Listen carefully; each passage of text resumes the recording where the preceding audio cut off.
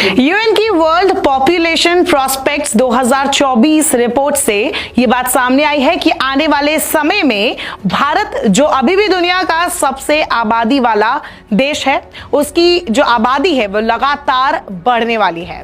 मतलब पॉपुलेशन के मामले में हम नंबर 1 बने रहेंगे।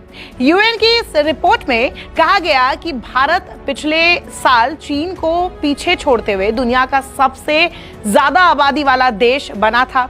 अब इस पूरी सदी में यानी साल 2100 तक भारत दुनिया का सबसे अधिक आबादी वाला देश बना रहेगा। तो आखिरकार यूएन की जनसंख्या रिपोर्ट में ऐसा क्या है? इसमें बताया गया कि साल 2060 के दशक की शुरुआत में भारत की आबादी 1.7 अरब हो सकती है। बाद में कहा गया कि 12% की कमी आएगी, लेकिन फिर भी भारत सबसे ज्यादा जनसंख्या वाला देश बना रहेगा। साल 2100 तक भारत दुनिया का सबसे ज्यादा आबादी वाला देश बना रहेगा। ये बात इस रिपोर्ट में कही गई है। इसके साथ ही साथ इसमें कहा गया है कि 50 से 60 सालों में पूरी दुनिया की आबादी भी बढ़ती रहेगी। वो तो होगी थी भारत की बात, अब ये दुनिया की बात चल रही है। मौजूदा समय में पूरी दुनिया में करीब 8.2 अरब लोग रहते हैं। 2080 के दशक तक दुनिया की आबादी 10.3 अरब होने का अनुमान है। चरम पर पहुंचने के बाद सदी के अंत तक 10.2 अरब तक ये जो जनसंख्या है वो हो जाएगी। यानी कि जब बहुत ज्यादा पॉपुलेशन बढ़ जाएगा उसके बाद थोड़ी कमी आएगी, लेकिन फिर भी जनसंख्या के लिहाज से सदी में बेतहाशा वृद्धि होने वाली है। ये हो गई रिपोर्ट की बात। अब बढ़ती आबादी भारत की चिंता क्यों है? 2 से ज्यादा बच्चे का मतलब सरकारी नौकरी के लिए अयोग्य। राजस्थान में ये कानून है।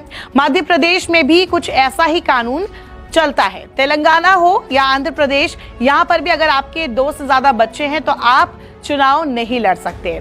ऐसे ही मिलते जुलते नियम और कानून महाराष्ट्र, उत्तराखंड, गुजरात जैसे राज्यों में भी है, जहां पर फैमिली प्रोग्राम्स के तहत कई पॉलिसीज भी चलती है। लेकिन क्या ये काफी है? जब भी जनसंख्या की बात होती है तो हमेशा चीन से मुकाबला किया जाता है, बिना ये देखे कि चीन हमसे साइज में 3.25 गुना से ज्यादा बड़ा है। वैसे भी जब भारत ने जनसंख्या कंट्रोल करने को लेकर प्लान बनाना शुरू किया तब चीन ने सख्ती दिखाई, एक बच्चा पैदा करना अनिवार्य कर दिया। इसकी काफी आलोचना हुई। मकसद था 35 साल में 40 करोड़ नए बर्थ को रोकना, जो चीन ने 38 सालों में ही पूरा कर लिया। उसके बाद वो अपने रिप्लेसमेंट लेवल को मेंटेन करने के लिए 2 चाइल्ड पॉलिसी लेकर आए 1979 में। 1 चाइल्ड पॉलिसी जो थी चीन की, वो भले ही फ्लॉप हुई और उसकी वजह से चीन जैसे देश को नुकसान भी उठाना पड़ा। चीन में युवा आबादी ना के बराबर बची है। हालांकि भारत के साथ सीन अलग है। हमारी युवा आबादी ज्यादा है।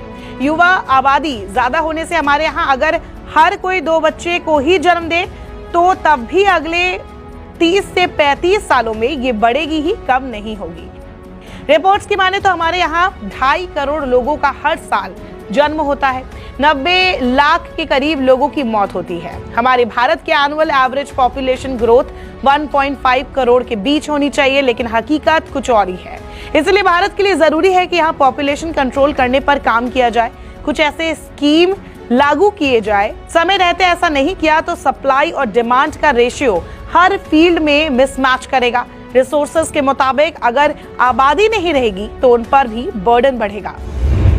तो जब मुसीबत इतनी बड़ी है तो आखिरकार देश की सरकारों ने क्या किया? इस बढ़ती आबादी को लेकर पिछले कुछ दशकों में चिंता तो जताई गई है, लेकिन इसे रोकने के लिए कुछ खास इफेक्टिव काम नहीं किया गया। आबादी को बढ़ने से रोकने के लिए कानून आने वाला है, ऐसा भी हमने कई सालों से सुना है, लेकिन कोई कानून ऐसा अब तक लागू नहीं हो पाया। सरकार ने जनसंख्या कानून को लेकर साफ रुख कभी नहीं दिखाया।